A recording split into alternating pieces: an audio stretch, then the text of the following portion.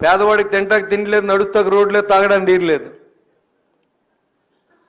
ఇటు పోతా ఉంటే, ఈ రాష్ట్రం అటు పోతా ఉంటే దీని మీద స్పందించిన వ్యక్తి పవన్ కళ్యాణ్ అయితే, పవన్ కళ్యాణ్ ప్రశ్నిస్తాక మళ్ళీ సోషల్ మీడియాని మనలో ఒక వింగ్ పేటీఎం బ్యాచ్ తయారవుద్ది, ఏదో కామెంట్ పెడతాడు, ఆ రోజు నిద్ర పట్టదు. ఓ పక్కన సహ్యచేసే పార్టీ ఉంటే వాళ్ళు ఒక విమర్శిస్తూ ఉంటారు. ఒంటరిగా వెళ్ళాలంటే మనకు ప్రశ్నించేవాళ్ళుగా డబ్బు ఇచ్చేవాళ్ళు లేడు. ఇవాళ డబ్బుతో ముడిపడినటువంటి రాజకీయం జరుగుతూ ఉంది. దీనికి అన్నీ మనం ఎన్నిసార్లు చెప్పినా ఎవరికి అర్థం అవ్వదు. ఇవాళ 1000 రూపాయలు తీసుకుంటాం మానే, జనసేన పార్టీ రూలింగ్లో తీసుకొచ్చి చూపిస్తాం. మీరు డబ్బు ఇస్తాం మానేయండి, 150 సీట్లు మనకు వస్తాయి, వాళ్ళకి కాదు. ఎవరితో పొత్తు లేకుండా మేము చాలాసార్లు ఛాలెంజ్ చేశా, ఎవరితో పొత్తు లేకుండా 170 సీట్లో పోటీ చేస్తాం. మీరు డబ్బు ఇవ్వకుండా ప్రజలను ఓటు అడిగి ఒక దమ్మున్న పార్టీలు ఏమైనా ఉంటే జనసేన పార్టీతో పోటీ పడొచ్చని కూడా నేను ఛాలెంజ్ చేస్తా ఉన్నా ఈ వేదిక నుంచి. మీ నాన్న సంపాదించినప్పుడు, ముఖ్యమంత్రి అయినప్పుడు లక్షల కోట్లు సంపాదించి, 1000 ఎకరాలు సంపాదించి, ఇంద్రభవనాలు కట్టి రాజకీయం చేస్తాం గొప్ప కాదు. ఓ కానిస్టేబుల్ కొడుగ్గా ఎవరు అండదండలు లేకుండా ఆయన సొంత నటన మీద, అన్నగారు యాక్టర్ అయితే తమ్ముడు అవ్వాలని ఉందా? ఎస్పి బాలసుబ్రహ్మణ్యం గారు మా గొప్ప గాయకుడు, వాళ్ళ అబ్బాయి అయినా మా గొప్ప గాయకుడు అయ్యాడా? అదే సాంప్రదాయం వస్తుందా? వాళ్ళ అన్నయ్య హీరో కాబట్టి ఈయన అయ్యాడే అన్నారు. టాలెంట్ లేకుండా ఎవరన్నా నిలబడగలరా?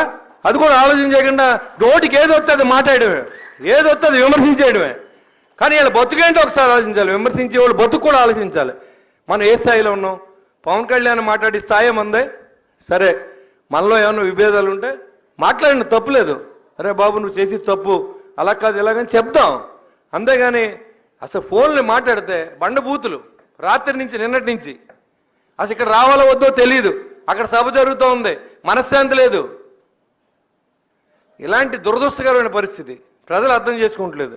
సరే 2019 వెళ్ళాం కదా, మేము 170 పోటీ చేసాం కదా, ఓడించారు కదా, చాలాసేపు డిపాజిట్లు లేవు కదా. సరే ఈసారి ఏదో పొత్తుకి అప్పుడు తగ్గలేదు, ఇప్పుడు తగ్గాం, దయించి మమ్మల్ని వదిలేయండి.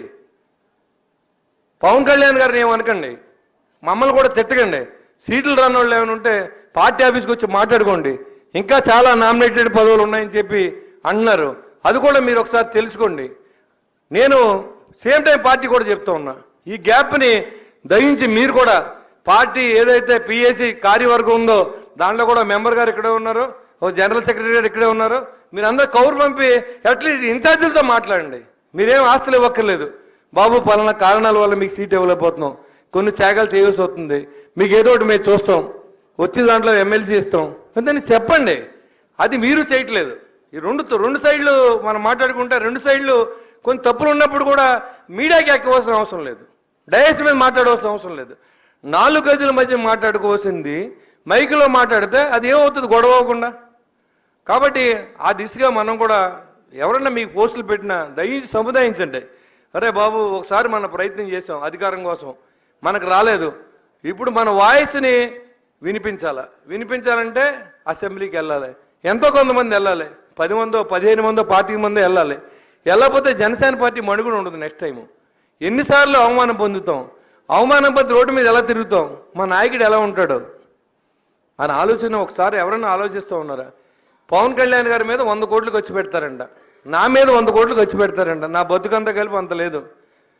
గంధి శ్రీనివాసాన్ని ఆయన తీసుకొచ్చి పోలేండి 100 అన్నా కదా ఎక్కువే కదా మన బతుక్కి. ఇప్పుడు 100 అనేదే ఎక్కువ కదా, 500 గురించి ఎందుకు? గంధి శ్రీనివాస్ అని ఒక ఆయన ఉన్నారండి భీమవరంలో, ఆయన పవన్ కళ్యాణ్ మీద ఓడిపోయారండి. ఆయన అడుగుతున్నారు నా మీద పోటీ చేయమని, డబ్బు ఇచ్చి ఓడించేయండి అండి, వాటికి నోరు బాగా పెరిగిపోయిందని చెప్పి రమ్మనండి. జగన్మోహన్ రెడ్డి రమ్మని అడుగుతాను, వీళ్ళందరూ ఎందుకు రా బాబు మన ఇద్దరం చూసుకుందాం, ఓడిపోయింది నీ మీద ఓడిపోయిన గొడవ ఉండదని చెప్పి నేను తెలియజేస్తాను. ఎందుకు గంధి శ్రీనివాస్ వాళ్ళే ఎందుకు? కాబట్టి ఇవన్నీ కూడా ఛాలెంజ్గా తీసుకుంటాం తప్ప ఓటమితో కుంగిపోయింది లేదు, మీ తిట్టినా పారిపోయేది లేదు, అంతకన్నా లేదు. తిడితే మాకు కూడా తిడతాం వచ్చు, దానివల్ల ఉపయోగం లేదు. కాబట్టి మీకు అర్థమయ్యే భాషలో నేను చెప్తున్నా, 2019 ఉదాహరణ తీసుకోండి, మేము దెబ్బతిన్నాం. 2024 ఆ ప్రయత్నం చేయలేం, అధికారం కోసం మేము ప్రయత్నం చేస్తూ ఉన్నాం, మన వాయిస్ని సభల్లో వినిపించడానికి ప్రయత్నం చేస్తూ ఉన్నాం. దయించి అర్థం చేసుకోండి.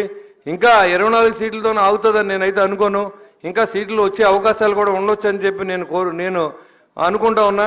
ఎందుకంటే మేమేమి అక్కడ నాతో రోజు పవన్ కళ్యాణ్ గారు మాట్లాడరు, కానీ ఒక మనిషి మీద అభిమానం ఉన్నప్పుడు ఖచ్చితంగా మాకు బాధగా ఉంటుంది.